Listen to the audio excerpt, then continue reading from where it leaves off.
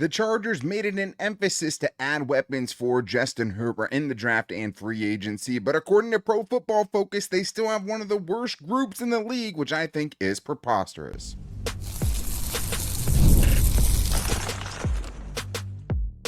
You are Locked On Chargers, your daily podcast on the Los Angeles Chargers. Part of the Locked On Podcast Network, your team every day. What is up, and welcome into the Locked On Chargers podcast. I'm your host, Daniel Wade, joined as always by my co-host, David Droegemeier, and we've been covering the Chargers now for 10 seasons, but this is our 8th year as the host of the Locked On Chargers podcast, bringing you your team every day. Thank you to the everydayers out there for making us your first listen. To make sure that you never miss the show, go subscribe or follow for free on the Locked On Chargers YouTube channel and listen wherever you get your podcast from. David, what do we got today? Daniel, the Chargers definitely have a better weaponry set than 27th in the NFL. I think that is insane, and I think there's at least 4 teams that the Chargers should be ahead of on that PFF ranking. And also, who is going to have the bigger impact in their rookie season? Is it going to be Omarion Hampton, or is it going to be Trey Harris? That's going to be an interesting debate. And also, Greg Roman recently said he doesn't care about running up the score. He just wants to win. And the way he wants to play football is the ground it and absolutely take someone's soul. That's what they want to do. So we'll see how that works out this season. Yeah, and I think he said, they just want to win. They don't care what the offense looks like, which can be taken a lot of different ways, and we'll get into. But today's episode is brought to you by FanDuel. Right now, new customers can get $200 in bonus bets when your first $5 bet wins. David, it's Fan Mail Friday, getting into the biggest fan questions that you guys have for us. So thank you to the everydayers that ended up contributing to today's show on all of our social media and getting your questions in. And we have a good voicemail here to something that I saw floating around all of social media with Chargers fans a little bit upset about where the Chargers ranked with their weaponry, considering this could be the best group of weapons that Justin Herbert has yet. Let's hear what Matthew has for us. Hey, what's up, guys? It's me, Matthew. So last year, PFF ranked the wide receiver as 32nd last.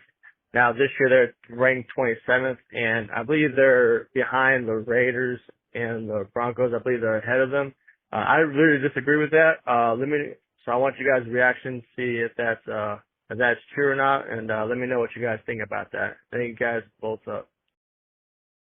It's funny because I remember seeing it last year, and it definitely was 31st or 32nd where they had the Chargers receiving core. And it is important to know that the Pro Football Focus list is as a receiving core as a whole. It's not just wide receivers, right? It's the entire pass catching unit put together. And the Chargers, seeing them, especially after what Ladd McConkey did, to only kind of have a moved up 5 spots, because not only doing that, but also adding Mike Williams, adding Trey Harris, adding, someone like a Tyler Conklin, a better receiving running back, and Omarion Hampton into the backfield. I think there's a lot that's being underrated by Pro Football Focus here, and definitely, David, I saw a couple of teams ahead of them where I'm like, I understand if you're, going to rank the Chargers here based on how much we don't know, especially about the rookies, right? And some of the additions, can Mike Williams bounce back? But you're giving so much credit to other teams by for rookies, and they haven't done anything yet, but yet you're not really giving the Chargers any of that credit, especially when you're saying in that article, there's really nothing to be excited about outside of Ladd McConkey. Which is crazy to me because they brought up Mike Williams and how he had 6 straight seasons with a receiving grade over 70. 4 of those seasons were with the quarterback that he's reuniting with Justin Herbert. So you have to think that there's definitely going to be that chemistry already there, and they're going to be able to make plays because they've demonstrated the ability to do that for 4 straight seasons in the past. So I don't really understand why they brought up that point. Also, with Trey Harris, this is a guy that's going to make an impact. He's able to beat man-to-man coverage, which is something the Chargers desperately struggled with last year. Tyler Conklin is a very underrated ad, very solid veteran with very good hands. Rondé Gadsden, I think, is getting completely slept on in this situation. I think he's really going to open some eyes this year. But yeah, just as a receiving, and I'm glad you brought up Omarion Hampton with the receiving ability.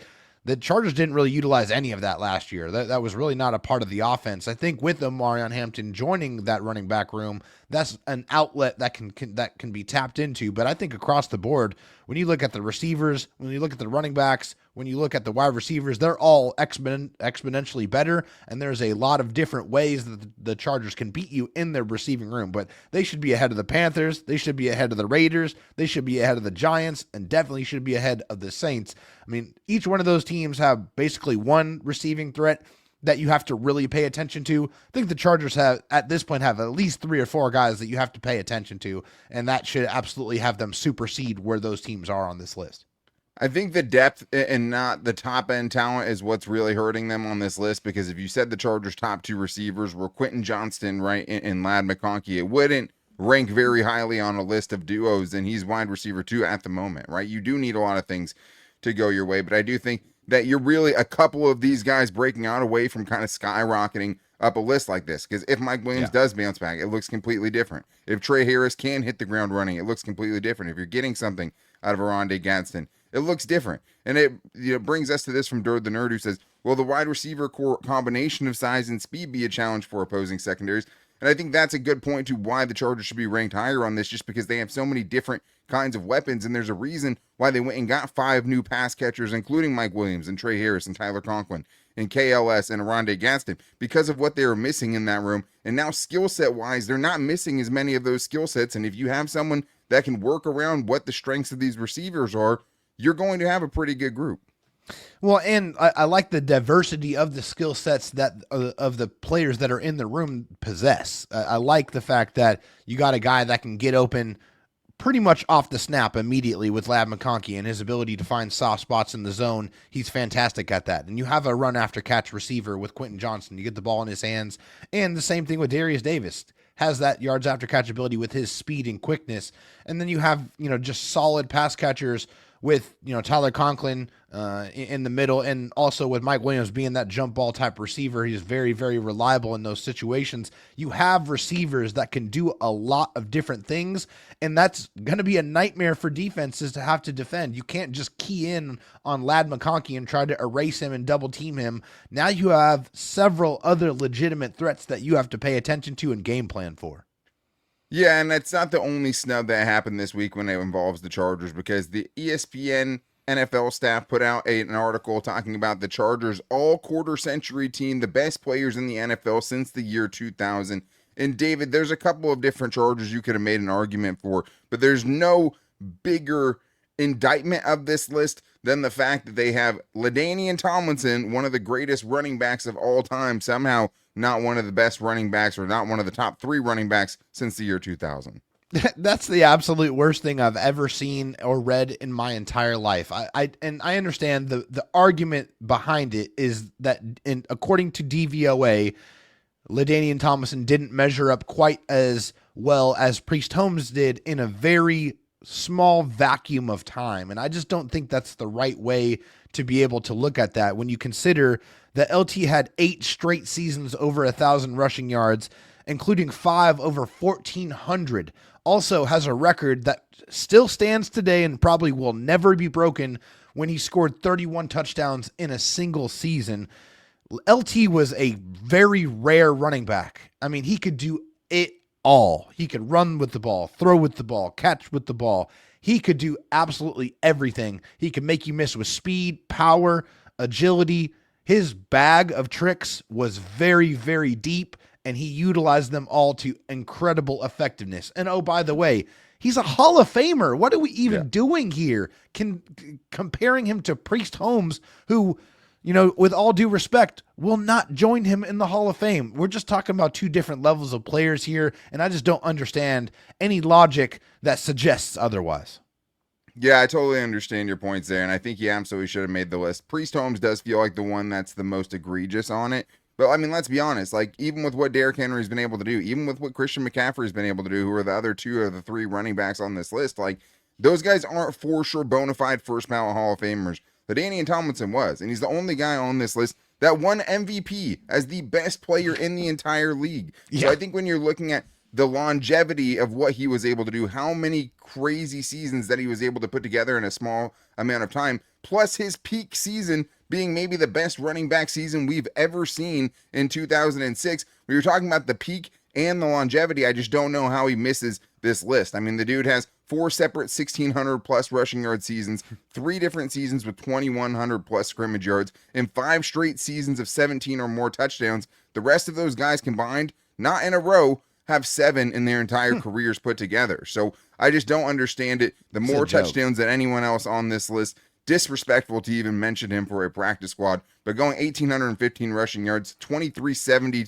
total yards in 2006 with 31 total touchdowns is a season we'll never see again. And really the mic drop moment for him and his, the fact that he's not on this list is just egregious. And I don't think anything else you have to look at other than his MVP season plus how long he was so really good for. But we still have more to get into, including which rookie will have the biggest impact this season, Omarion Hampton or Trey Harris. Is there a case to be made for Trey Harris? We're going to talk about that and more in today's Locked On Chargers podcast.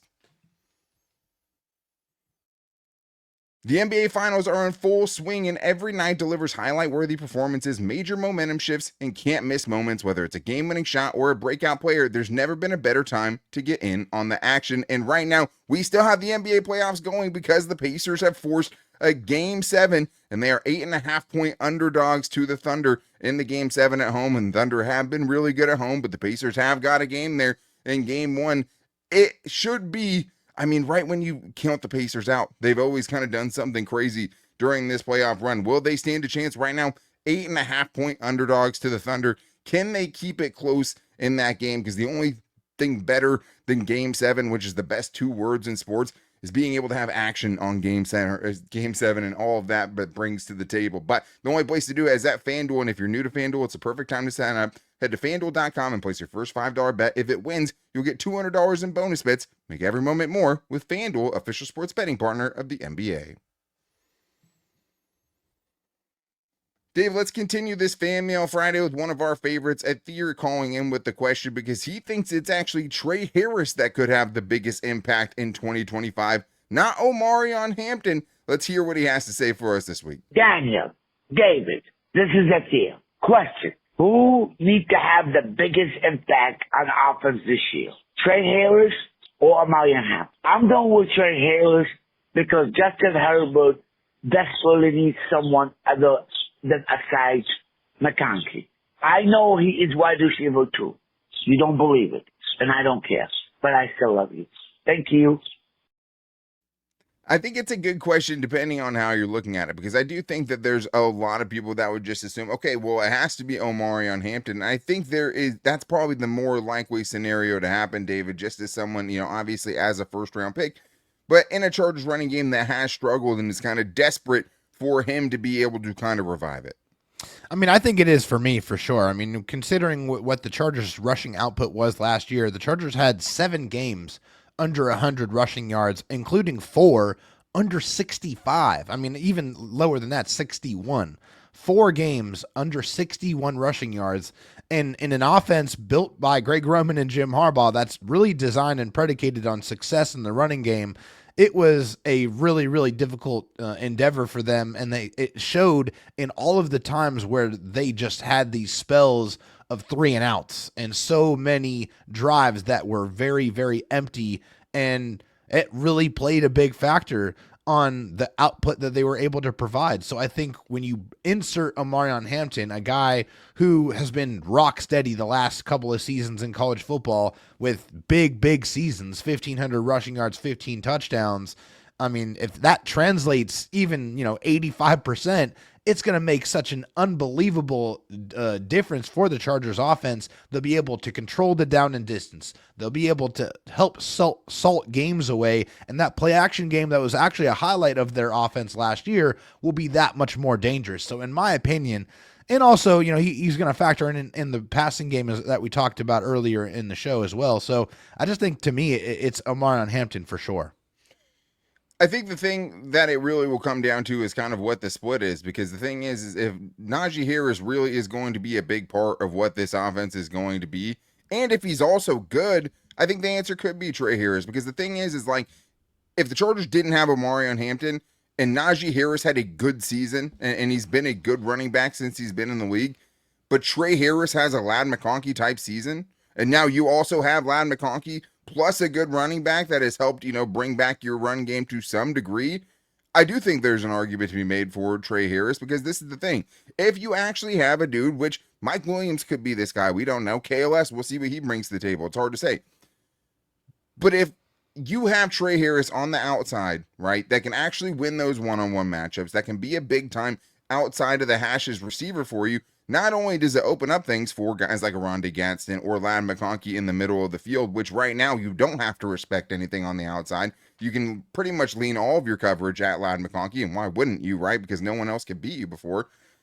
And it also opens up the running game, right? Like if you're stacking the box, other team's stacking the box on you because you don't actually have anyone that can beat you down the field and you're not actually afraid of the deep ball, that doesn't work as well, right? Because everyone knows that you don't have the guys there and they feel like they can go one-on-one and kind of live with the consequences. If Trey Harris becomes that guy where you can't do that anymore, it does open up things for the rest of the offense. And the other part of it is if it's a split between Najee Harris and Omarion Hampton, or Trey Harris fully takes over the wide receiver 2 role and is completely kind of just that guy for this offense, it could have a bigger impact, and both are very, very important. So I do think it's more likely it's Omarion that takes the reins, right, and goes with it.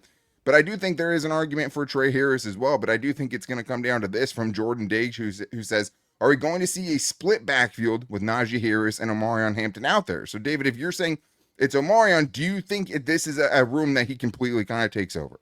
Yeah, I think at first when the season first starts, it's going to take probably 3, 4, 5 games for them to try to figure out who the hot hand's going to be, who the electric kind of, running back, the guy that's going to be able to kind of be that number one guy like they did kind of last year with J.K. Dobbins and Gus Edwards. I think they have a feeling, and I also think, hey, Najee Harris is going to be a part of things.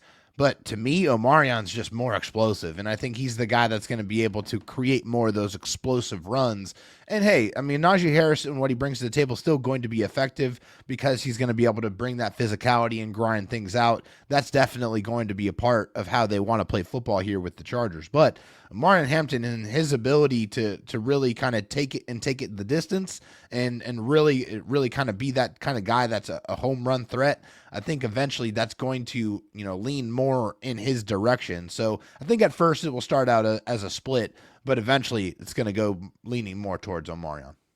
I think it could lean more towards, but I think it has a lot to do with what does that percentage look like? Does more towards mean it's 65-35, right, for Omarion Hampton? Or is it 55-45? Like, that could go a lot of different ways. In Greg Roman's history, he has had bell cow backs like Frank Gore, who in 2012 and 2013 had 534 carries, and the next closest running back over those 2 years was at 150. That's a bell cow offense. It was Frank Gore and everybody else. Now, when they went to the Ravens and had Mark Ingram and Gus Edwards and J.K. Dobbins, it was much more of a split, right? Mark Ingram in 2019, 200 carries. Gus Edwards had 133. Maybe that's something, where it feels like a closer split to this. But then in 2020, it was J.K. Dobbins with 134 and Gus Edwards with 144, right? You look at David Montgomery and Jahmyr Gibbs when they first started. David Montgomery, even though not the most explosive back, he outcarried him because that does bring something else to the table. And I do think that some of it could just be situational as well. It also could be, okay, having, Najee Harris in the fourth quarter, if you're up in these games, to be the battering ram to try to finish games off for you. So I think game script will have something to do with it. I don't know if they'll just give him the reins 100% and just say, hey, here you go. You're going to get 20 plus carries a game, and we'll give, Najee Harris 7 or 8. It's hard to say right now. But let's get to this one from Jasper Mummery, who has another kind of similar vein question here when he says, do you think we're not giving Najee Harris enough credit as Bolt fans? FTR from the UK, the FTR, goes across the pond in this case as across well. The world. David, yeah, do you think that we're not giving Najee Harris, maybe he's being slept on a little bit? Yeah, I mean, I think obviously with the allure of a first-round running back, that you're going to spend a little bit of time and attention, talking about him and what he can bring to the table.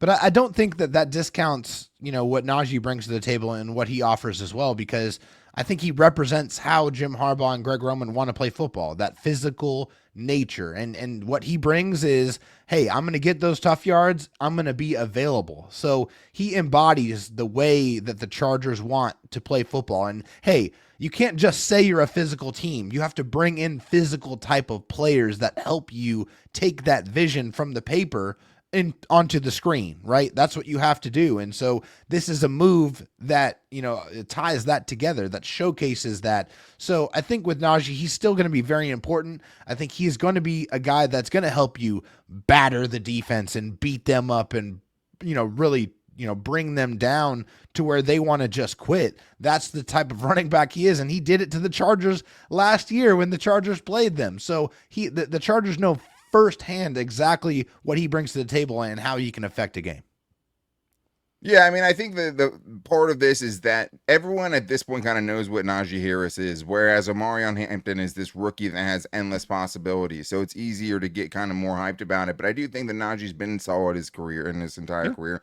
And he comes with a certain floor they just haven't had with other running backs. And I just think that he's someone that can help you stay ahead of the sticks more, even when the blocking isn't perfect, more so than guys like Austin Eckler or J.K. Dobbins, and brings that kind of ahead of the sticks mentality, even if he isn't going to have the explosive plays. He will have some chunks, but may not as explosive as Omarion Hampton. But we still have more to get into, including how with the new weapons, Greg Roman has a lot less excuses now if this offense isn't going to work out. And he says he's really just worried on winning. Does that concern us at all? We're getting into all that and more in today's Locked On Chargers podcast.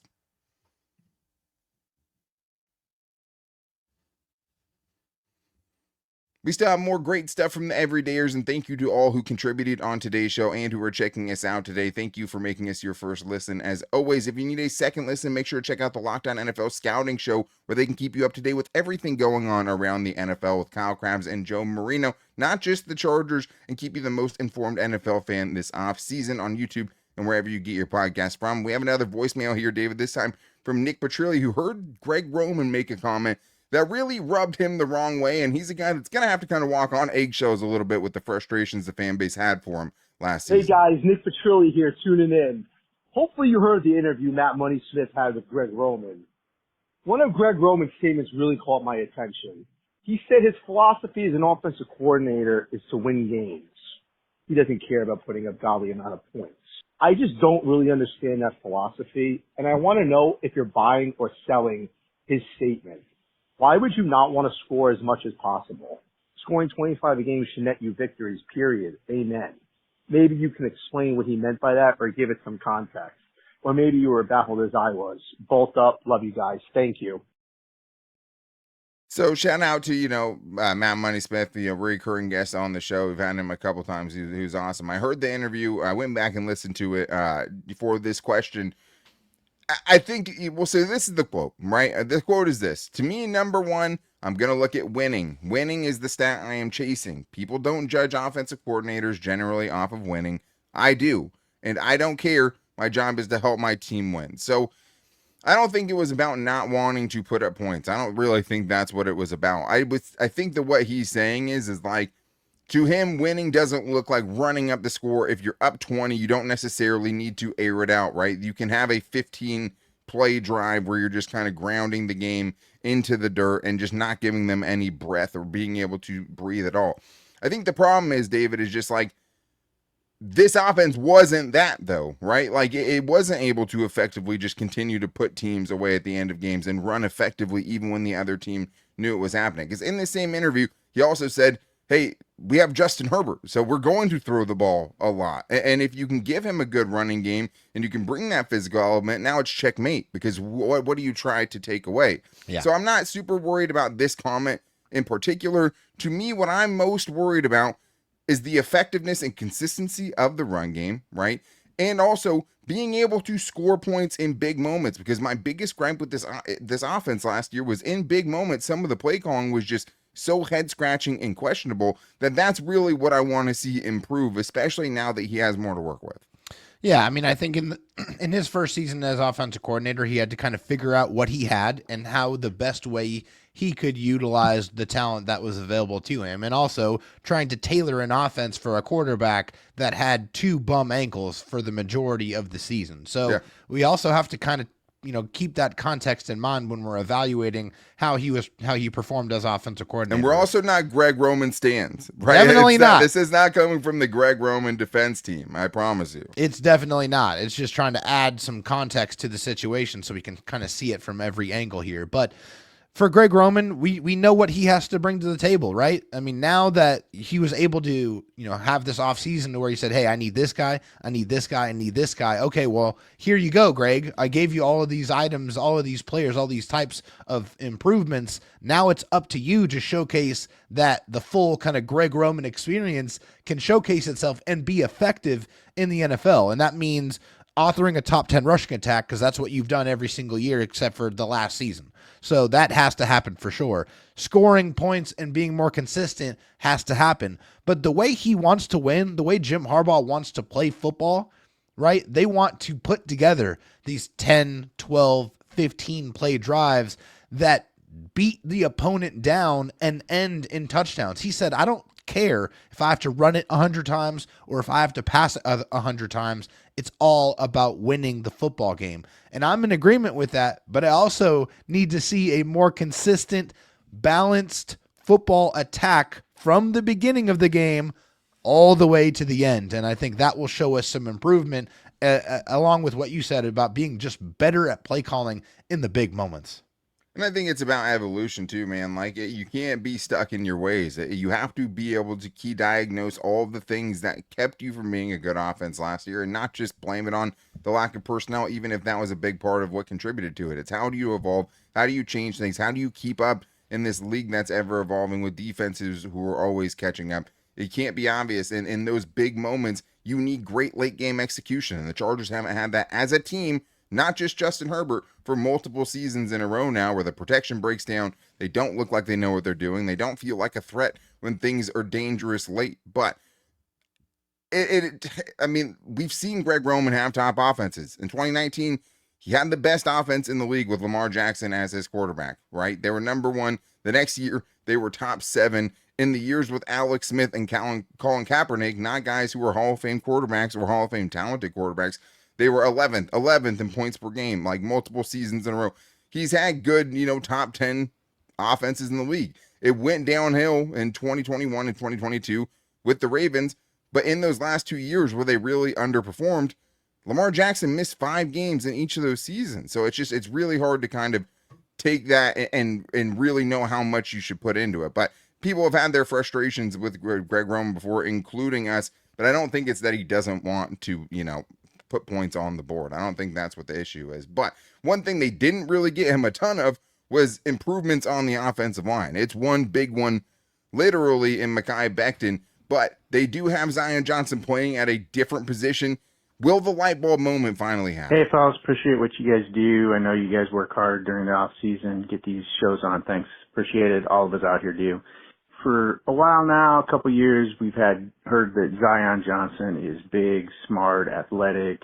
With Zion, will he either at guard or center have that cerebral football thing, where you move fast because you know what's happening? So my main question is, will that turn on for Zion? I know he's smart, but there's that football thing, right? Understanding where people are coming from and all of that. Appreciate it. Have a great one. It's a great question, David, and I mean, it's at least a question we've tried to answer each of the last 2 off seasons, wondering if we would ever see that kind of light bulb moment, the game start to slow down for Zion Johnson.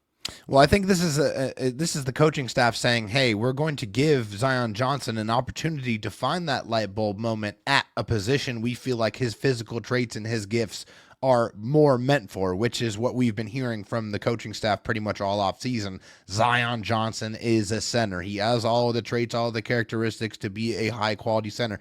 Well, this might be his last opportunity to get that light bulb moment, because I feel like that moment at guard may have passed him by. And it's just interesting because the thing is like, you can be smart, but it doesn't mean you have great awareness. You can be smart and it doesn't mean that you're football smart. Like, there's so many different parts that go into it. And so far, the things that he struggled the most with are things that you have to be able to do at a much higher level to play the center position. Now, no one's kind of questioning if Zion Johnson works out at center and he's really good there, this offensive line could be way better. Way better. It could really have a huge improvement, because you could be adding an improved Zion Johnson to a Mekhi Becton, and now 4 to your 5 spots you feel good about. But I just think that with Zion Johnson, it's hard for me to think at a new position that it's just all going to slow down and things are finally going to click in his first kind of season at a position. And me and you were talking about it, like, how much is he going to play in the preseason? Because it's like, you think he would need all the experience. I want to see that all he can 4 possibly games. get, but at the same time, like, you also don't normally want a starting offensive lineman to add 4 games onto a 17-game season. So Right. that'll be really interesting to see kind of how much they want to play him there. When talking about it, Greg Roman said, Zion, man, when you look at him, he's the prototypical center. He looks like Dermontti Dawson II, which is, an old Steeler from the 80s and 90s, who was also 6'2" and 288 pounds. So I don't even know if that would be the ideal center size today. But it's just funny, how kind of football people think. It's like, that is the prototype. And you forget the guys were just much, much smaller back then. But if it does click, probably Herbert's best offensive line ever. But let's finish on this note, David. John Clark here asking, if the Chargers shock the world and win the 2026 Super Bowl, how are Daniel and David celebrating? David, how are you celebrating the Chargers win it all? I mean, first and foremost, I'm going to be in Southern California because there's no way I could possibly miss that moment not being with my friends and family that we've watched and sweated and cried and screamed for many, many hours and many, many years, over 30 years, my family being Charger fans their entire lives. That would be the most historic moment in my sports, probably in my life, period, I think, if that happened. So it would be a crazy, crazy experience with a lot of social sparklers involved and a lot of just euphoric feelings just being around the people I care about most that I know love the Chargers as much as I do. Absolutely. I mean, there's a chance we're at that game, right? If it does happen. So it'd be interesting to see. That would have a big kind of impact on it. But I would say, I mean, the first thing I'm doing, calling my dad, right? He's the reason I love football. Took me to my first game, was with me through so many frustrating times, Ray Rice, I mean, Marlon McCree, like, you name it. My dad was there for me, and he was the person I called to be like, can you effing believe that's what just happened? And it's like, that's the Chargers, right? And we lived all through that for so long. Yeah. But honestly, I mean, like, I'd be most excited about getting to do that podcast, that live show, that night, to be with you guys, to be with all of you who were with us along the way, to get to that moment that we always wondered and hung upon this team every season going in. Is this the year they can do it for the first time in franchise history? And that would be such a fun show that I, selfishly, I'd be really excited to work and have that show with you guys after, just probably so we could crying all my sit eyes back out here on the show. I mean, hey man, it would be a raw show. It would be an emotional show. It would be maybe not a completely sober show at that point, but it would be a really, really fun show and the best show we've ever been able to do. So I would be very much looking forward to that. Outside of that, as far as what happens after the show that we do that night, probably try to find the biggest Chargers bar in San Diego and just go bask in it. It would suck having it not be here. I mean, with me, I'd love to just be in the streets, celebrating with my people and the people that have watched it for so long. But yeah, I mean, it's calling my dad. It's doing a show, it's working in that sense and having that show that we've had so many other shows, hundreds of other shows talking about if they could do it. I couldn't wait to be here for that one once they finally do. But that's going to wrap things up for today's show. Still on our 3-show-a-week schedule. We'll be back with you guys on Monday, probably talking about the biggest winners and losers of the offseason so far. Now that the OTAs and mini camps are over, I want to talk about who kind of raised their stock going into training camp, which I think is important. And we have a lot of great stuff, including a potential bold prediction show where everything flies, which is probably called the Ethier annual bold prediction show, where we will just give you guys the platform to give your craziest predictions for the 2025 season. I think would be a lot of fun. But to make sure you never miss it, go subscribe or follow for free on the Locked On Chargers YouTube channel and listen wherever you get your podcasts from. And also call into the show. If you have a voicemail, a 30-second Chargers question, or buy or sell you want to get on, you can do it at 323-524-7924. And like you saw on today's show, if you get your voicemail on, a good chance you're getting on the show. But you can also hit us up at Locked On LAC, at Locked On Chargers, on Instagram, Locked On LAC, on Twitter, I should say, and our Locked On Chargers Facebook page, where we post the show every day as well. But can't wait to continue getting a little bit closer to training camp, guys, and the big action coming up. But we're back with you guys on Monday. Until then, take it easy and go Bolts.